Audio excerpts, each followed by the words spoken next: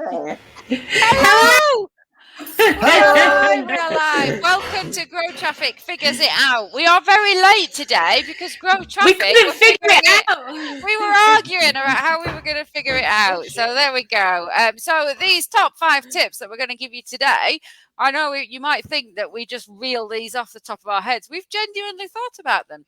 So today we are talking about content calendars. Now, we are looking towards 2022. If you are a good content marketer, you will be thinking about the content that you need to create on your website next year, and starting to plan your content calendar. Probably not going to do the whole year in one go, and we'll talk about why that's not necessarily a good idea. But you'll certainly be starting to think about the content that you need to be creating for January, February, March. Just a quick tip: if you have had a content calendar from Grow Traffic, if you've downloaded our template, the 2022 content calendar template will be available very shortly from our website. If you've been on one of our courses this year, I will automatically send you next year's content calendar. If you want to go and grab it for yourself, though, head over to our website and you'll be able to find it there, and I will put the link in the chat when it's ready to go. So it'll go today, in the footer of the website. Yeah. Oh, okay. It'll be available in the footer of the Grow Traffic website. So today we are going to give you top 5 tips on how to do your content calendar for success for 2022. So before we do that, though, first of all, Simon Daly, what's your name and where'd you come from? My name is Simon Daly. Where'd I come from? Well, originally I'm from Exton, which is like a little village near Chorley. But I think you're actually asking me what company do I come from? No. And that's Grow Traffic. No? Yeah, no, not necessarily, yeah. I mean, I was born in Preston. Does that help? Born in Preston, and I lived in Bacup. I lived for a few years in Manchester. That's it, really. With lots of rats. Marvellous, thank you. Hannah, what's your name and where'd you come from? I'm Hannah and I work at Grow Traffic. Okay, so which one of you? My name's Rachel, also from Grow Traffic, also from Bacup. Which one of you has an interesting or funny story from this week? Oh, well, I did get an email today from my eldest daughter, Naya, from her school, saying that next week it's National School Dinners Week. And so to publicise school dinners, they're doing a I'm a Celebrity themed day because like the food is so fucking inedible. Like you may as well chow down on a kangaroo bollock. I just thought that was so funny. It could have been like anything, like, oh, we're going to do a Charlie and the Chocolate Factory themed day. No, what's synonymous with rank food? I know. Yeah. I'm a celebrity. Does Naya have school dinners? No, because they're fucking disgusting. They're like really? Half-cooked. Yeah, they're supposed really to have got better, aren't they? But what is your worst school dinner memory, Dali? What's your worst school dinner memory? I don't know if it's my worst school dinner memory, but I do remember once that I was eating my meal and I put my sausages to one side. And my teacher, you know how they used to walk up and down in primary school and kind of inspect everything? Well, he got me to stand up and started shouting at me for like leaving my sausages. But I'd left them to last. I was about to eat them. And I got this big dressing down until he stopped. And I said, I was just saving them because they're my favourite. That's fucking savage. Like the thing that always pissed me off is you could only have one glass of water and the glass was like minuscule. But if it was milkshake day, you could have as much fucking milkshake as you wanted, but no water. Like I'm a thirsty girl. I need water. You need water. You do need water, don't you? Yeah. And do you remember that green milkshake that you used to get that didn't taste of milk or green? I'm not sure what it was supposed to be, but it was just like green pond water. I don't remember. Anyway, let's crack on. Anyway. Thing. No. We cannot go through a school dinner story without telling the story of when you were forced to eat chicken supreme. And so there's 4 years between us. So I remember this really clearly. I think you must have been in like year 6 or something. And I remember looking over down the dinner hall and a dinner lady was berating you because you wouldn't eat your chicken supreme. And she stood over you while she ate this green slop. And you said, I can't do it. I'm going to be sick. And I was thinking, how embarrassing. and then you threw up all down yourself, and you were frog marched out of the hall crying I and threw up screaming on and her shoes creating. as well. I You threw up on did, the yeah, teacher's Mrs. shoes. Hampson, yeah, and then you came in like 5 minutes later, still crying, wearing a pinafore from the Lost and Found, but because you were so tall, like your arse cheeks are hanging out of this pinafore, and I just thought, oh fuck me, Yeah, don't know. She made me stand at the front of the class all day as well in that pinafore dress that was too small. Anyway, right, onwards we go. Yes, I could never been able to eat chicken supreme since. I don't even know what chicken supreme is. Does anyone know what Nobody eats chicken supreme is? supreme. It's fucking revolting. Nobody Yeah. eats blancmange. Nobody eats semolina. Oh no, I like blancmange. You would. Yeah, you eat tripe. Yeah. Anyway, moving on.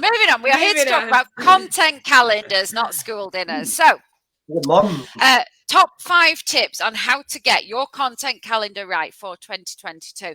Tip number 1, it's a little bit like every tip number 1 that we have in these top 5 tips. It is plan in advance. So first of all, tell us why do we need a content calendar, and why is it important that you plan it in advance? So Hannah first. Well, I suppose tip 1 of how to do a content calendar is do a content calendar, because if you aren't doing it, then you're working ad hoc, you're off the cuff, you're liable to forget, and it's not going to be strategic, and you're not holding yourself to account. If you've got it written down in a calendar and it's planned out for you, it's much easier to sit down and actually write that article or that web page or that guide or whatever it is you're putting on your content calendar. Yeah, because I always say as well, there's absolutely nothing worse, is there, than sitting down to a blank Word document thinking, now I've got to write 1,000 words. Whereas if you know what your title is for that week, you can be thinking about it in advance. By the time you sit down, you should have your 3 or 4 questions that you're going to be asking and answering, and your blog post should become a fairly easy process then. And if it's easy, you will keep doing it. Dali, what do you think? Have a plan. Why do we have content calendars in the first place?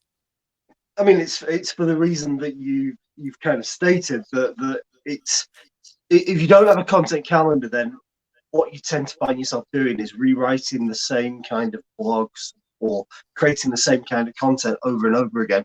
You might create it in different ways, but essentially you'll say that it's pretty much the same thing, because that's, you start to fall back into that kind of decision orientated stuff, or you might end up just creating news content because that's the easiest type of content you can create. And it just takes time to be, it comes out, those titles should come out of research and creativity, and it takes time to do that. You can't do that every single time. You can't always push yourself into that headspace when you just need to sit down and create content. I think that research point is really important, isn't it? As we are going to explain with the next 4 points, your content calendar should be based on a number of things which you should be researching. And if you're just sitting down every week and pulling a title out of thin air, it's not going to be basis. There's no strategy to it, and therefore you're just going to be going in all directions. And what happens then is it won't work. And then you will think, why the hell am I wasting all this time writing blogs for when it's not bloody doing anything to my website? Hannah? Yeah, I think that point as well about avoiding repetition, such a good one. Like by the time you've been doing this for quite a while, you'll have kind of 2 years worth of content behind you. And it's so difficult to remember what you've already written. So looking back over your content calendar is the fastest way. So when we're working with clients and we're writing a new content calendar, our first port of call is reading back over the last few content calendars for the previous years to make sure that we're not duplicating, because you just, there's there's no harm in refreshing content and updating it, but you don't want to be kind of doubling up along the way. Yeah, absolutely. And it's always a really good idea quite often to do a content audit periodically. And if you have kept an accurate content calendar for the last 2 or 3 years, that content audit is so much easier, because you've got there what blogs you've written each week for however long. Dali, what were you going to say quickly? I was going to make the same point as you, really, that for most businesses, a content calendar will be enough for most small businesses, because you're not creating such huge amounts of content to go on your website, probably for most of them. However, you do get to that point where you need to start putting things in a content calendar, a content audit, to categorize them based on the buyer journey, based on what type of content it is, what topics are about. Yeah, absolutely. So number one, have a plan. It will be your record. It will be you're there so you can look back on, but it will also give you that strategy so that you can look forward and make sure you are covering the things that you need to cover and not just randomly talking about stuff. Okay, so that's point number one, plan in advance. Point number two, know what you want to achieve. Now, this might sound like we're saying the same thing over again, but actually there's a difference here, isn't there? So, and again, this is quite often one of the first points we make. Know where you are now, know where you're trying to get to. Why does that matter, Hannah? Because different content on your website has different purposes. So blogs, for example, are not always about selling, and your main pages are not always about showcasing your skills. So you need to decide what it is that you're trying to achieve with your website, with your content. So are you trying to position yourself as a point of authority, a really knowledgeable person within a specific field? Or are you trying to increase sales and views on your main pages? Think about, and if it's kind of all of the above, great. How are you going to achieve that? So you need to be really clear on what is your content calendar trying to achieve. Or are you just trying to rank for 2 or 3 keywords? Like that's perfectly valid. Are you trying to pull people through the buyer journey? Are you trying to keep people on your website for longer to improve your user signals? Or is it all of it? There's all different sorts of reasons that you create content for your site, and just really identifying what it is that you want to achieve. You can maximize the I suppose efficacy of each piece of content that you create and make sure that it's working hard enough for you. Mm-hmm. Yeah. So, Dali, how might the different sort of objectives be met by blogging, for example? If we're thinking about if somebody, for example, wanted to, their primary goal was to rank for, say, 3 keywords, how would that be impacted onto their content calendar? I mean, it's going to depend on the keywords, of course. It depends. We've got our first it depends. It depends how competitive it is. So, and that will drive the objectives for those specific keywords. For example, you might say, actually, we need to get loads of links back to our website. So what we're going to do is create a piece of content that is more link baity than perhaps inbound kind of, a piece of content that would soak up traffic from a search engine, for example. So what might that be? What's link baity type content? Well, there's facts and stats are good. Top 10 tips are gorgeous, things like that on the infographics. Yeah, unique research is generally a good one to go with as well. So things like that have maybe a bit more. I don't want to say thought put into, but there's a bit more substance behind them. Might be a bit more. They're factual, not opinion pieces. Yeah. Well, actually, no. Sometimes opinion pieces work. Probably not evergreen. I think that's where I'm getting to.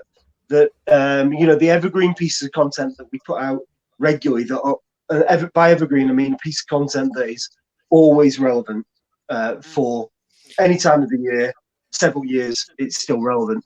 And so just to be really specific, Dali, on that one. So we've done for the last few years, you have written, haven't you, a top 20 or whatever it is, SEO agencies in the UK.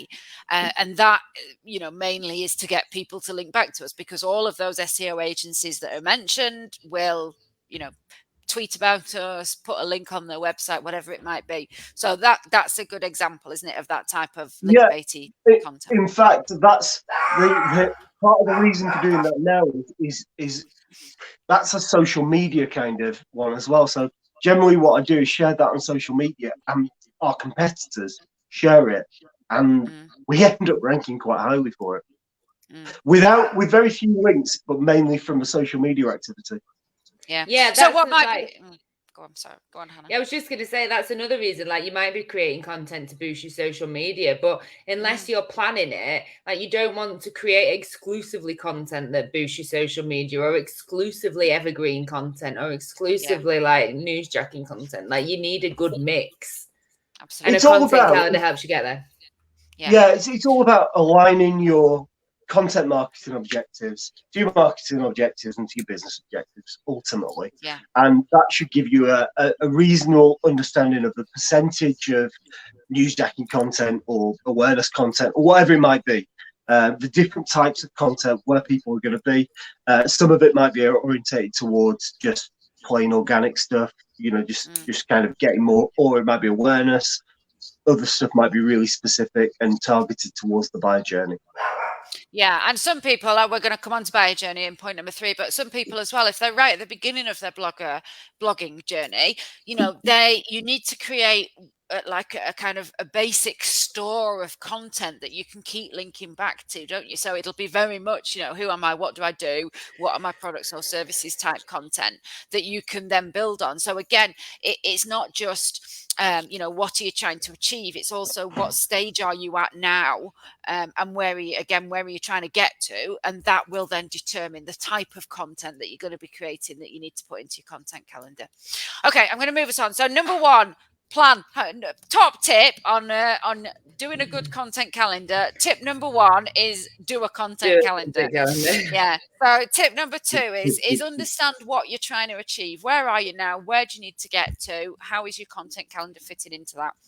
Number 3, think about your buyer journey. So Dali, first of all, what is the buyer journey? Explain that to us, please.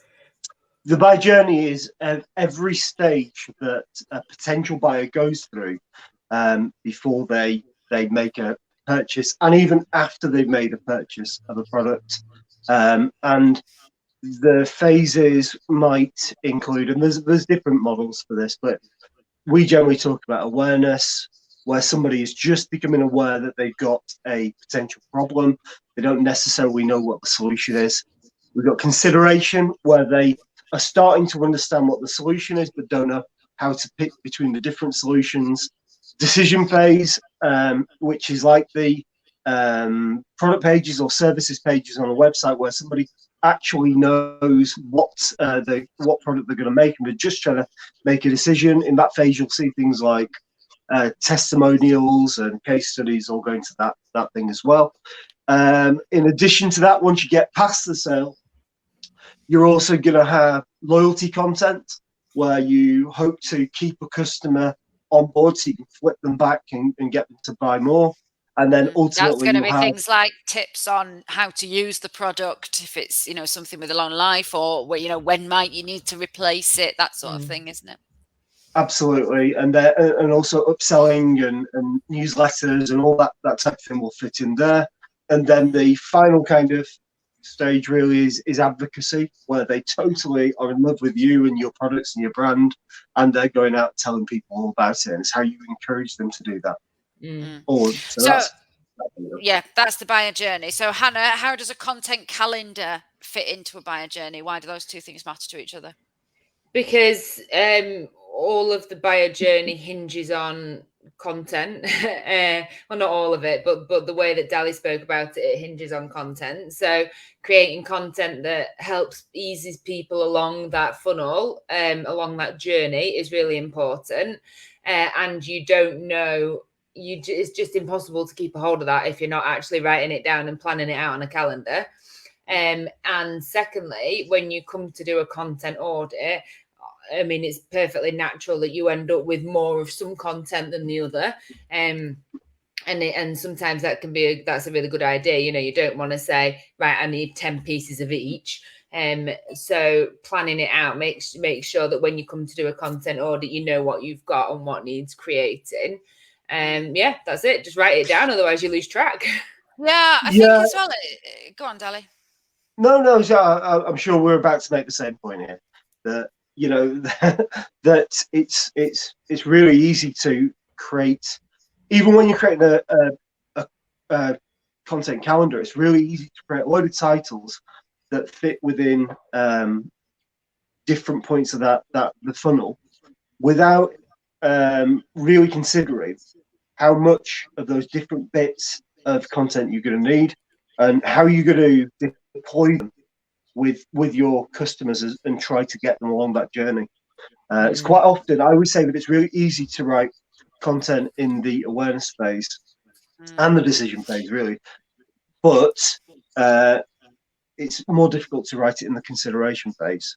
And that's where I tend to that consideration phase is going to be things like, why is your product or service better compared to other ones, or what are the benefits of it? What's the value to it? So you're right. Quite a lot of the time people will answer those, what does my product or service do? Who is it for? And they'll answer why am I great? Why should you choose my business? But that middle bit of, why is my product better than somebody else's, or when might be the right time to have it, all of that stuff is the stuff that's missed. And so just going through that, planning, how does a buyer go from the phase where they are very first aware of your company, very first aware that they have a need for your company? What stage are they going to go through? What questions are they going to ask at every single point of that? Because the other thing is that most people nowadays, they will want to answer all of those questions online before they even pick up the phone or fill in your contact form. So you have to have content on your website that answers all of those. Otherwise, they will do another Google search and they will be on somebody else's website, and then they're on your competitor's site finding out the answer. So yeah, plan out your buyer journey.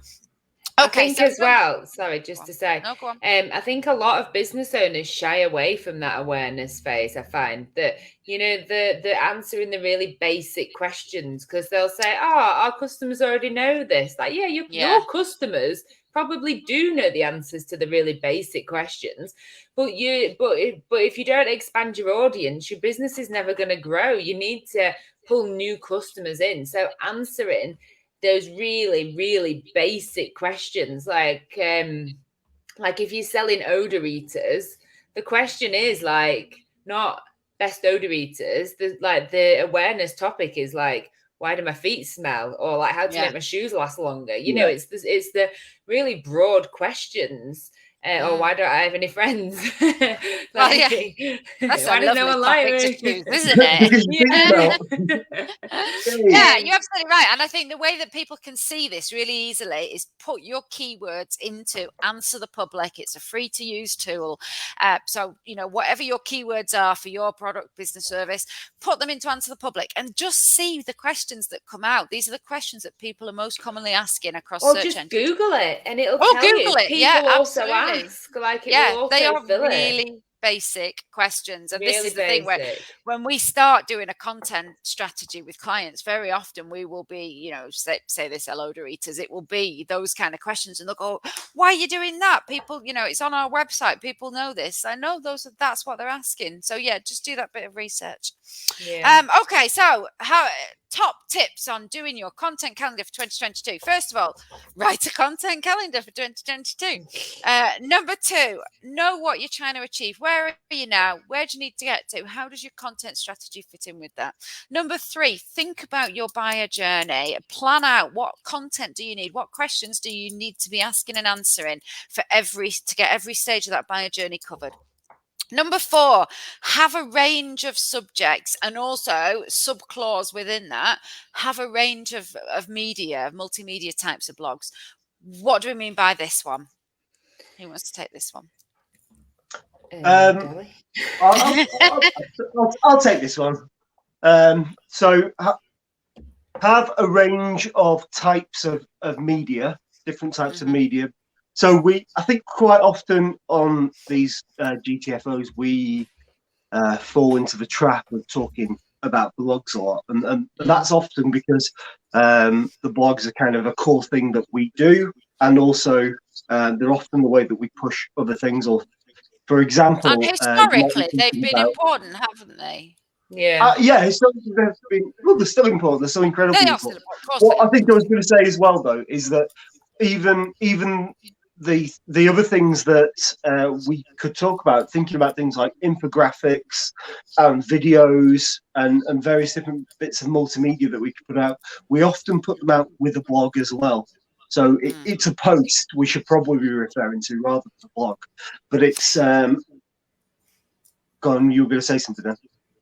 Well, no, I was just going to say, so when we talk about multimedia, what do we mean, and why is it important that everything isn't just textual? So, for example, people access information in lots of different ways. If you think about what you've done on your phone in the last 24 hours, probably reading blogs is not high up on the list. So it's really important because that's how search engines predominantly check out keywords. But if you're thinking about growing your brand awareness, increasing your brand loyalty, growing an audience or customer base, you need to be thinking about content that's in other areas. For example, podcasts, Facebook Lives, or social media posts, web pages, guides, white papers, all the different ways that people find and digest information. So on our content calendar, believe it or not, we plan in these lives, and around it sits 2 blogs either side. So you watch the Facebook Live, you can listen to it on the podcast later, or you can find it on YouTube.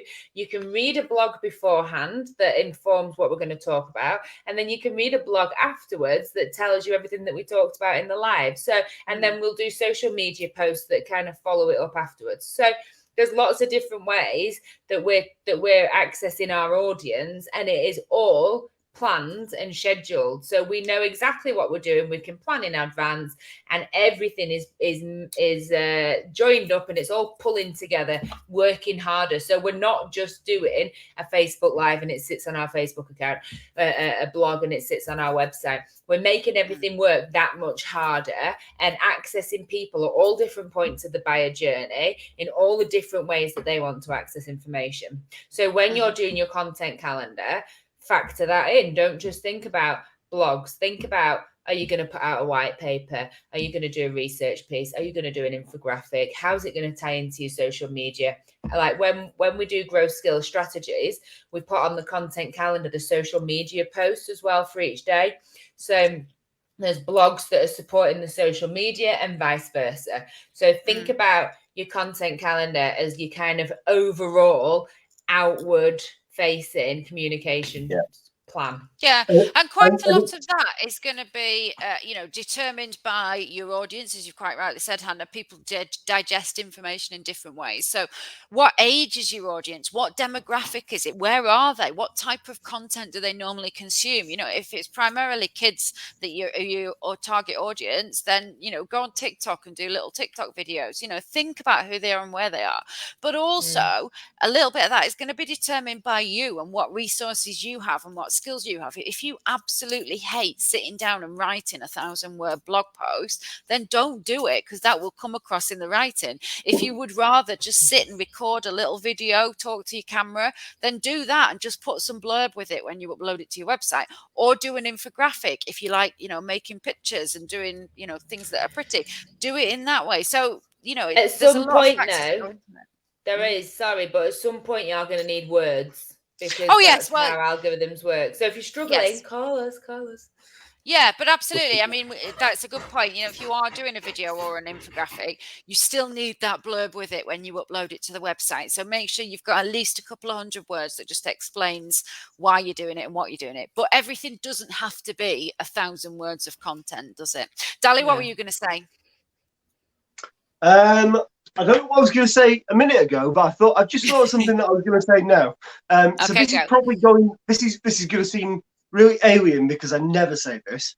But a content calendar is also a good way to come up with various different kinds of seasonal content as well. It's good to see the different events that's going on. As long as you've got all the little holidays and bank holidays and those various different seasonal things, you can put that on as well. I try not to talk about seasonal content. Yeah, we forgot about that. Yeah.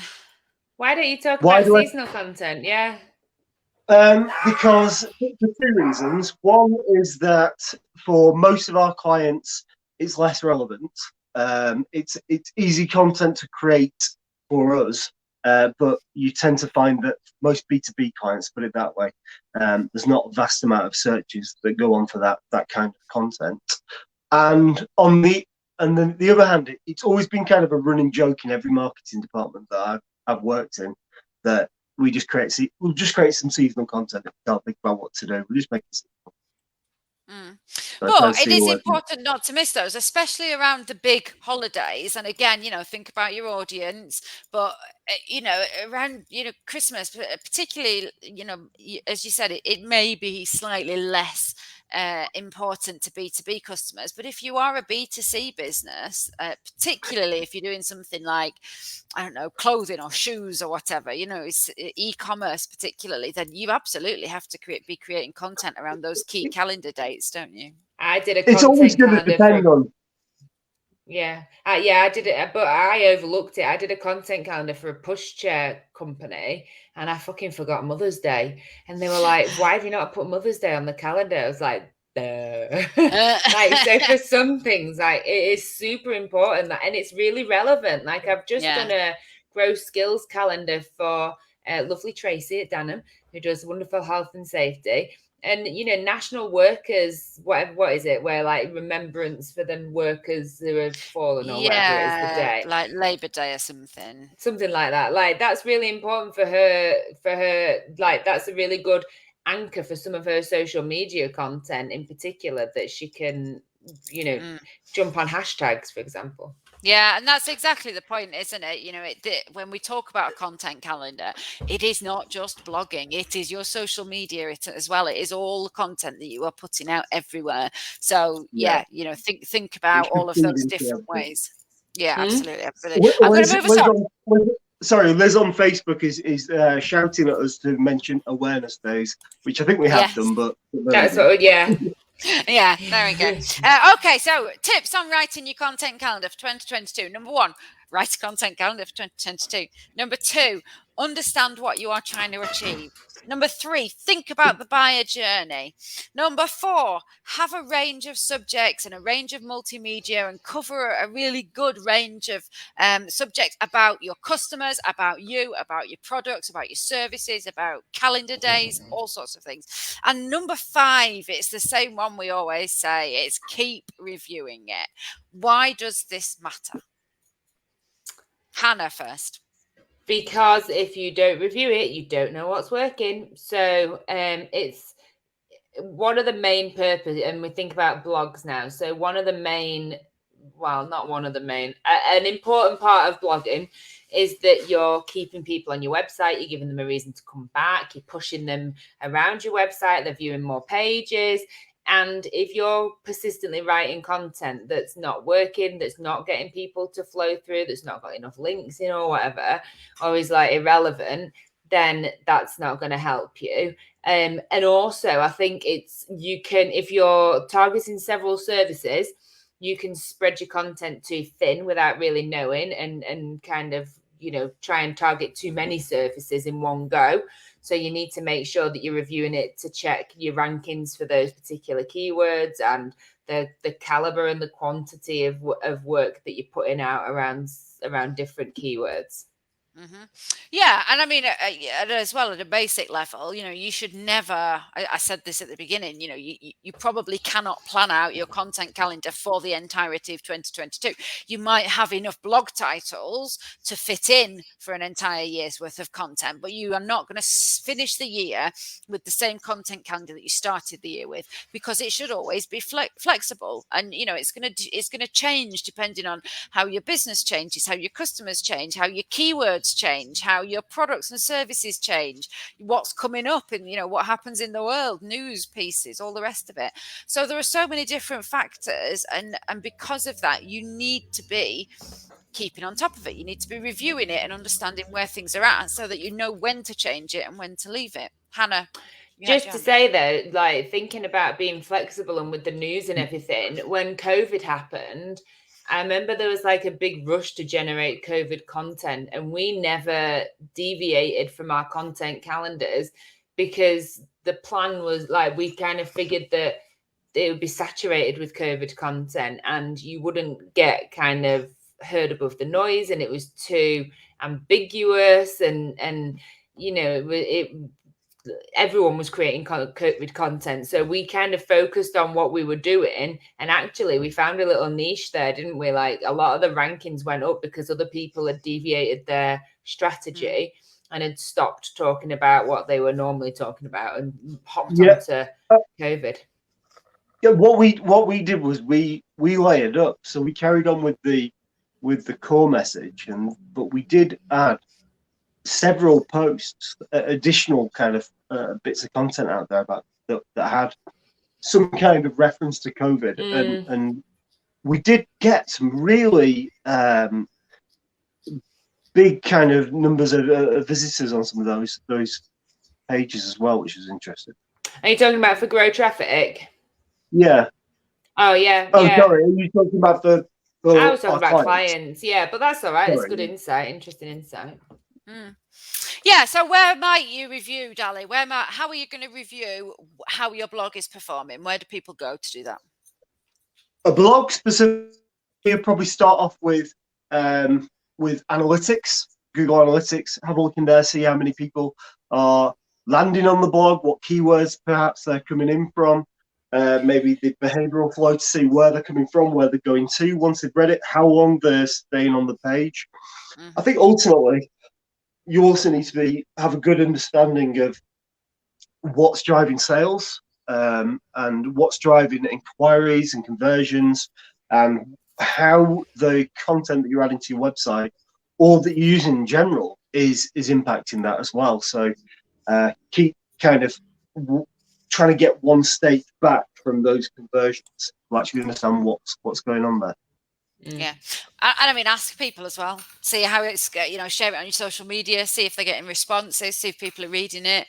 Most websites as well will give you, counters in the back end of your website, so you can see how many people have actually read it and stuff. So yeah, just gauge and talk to your audience, see what questions they need.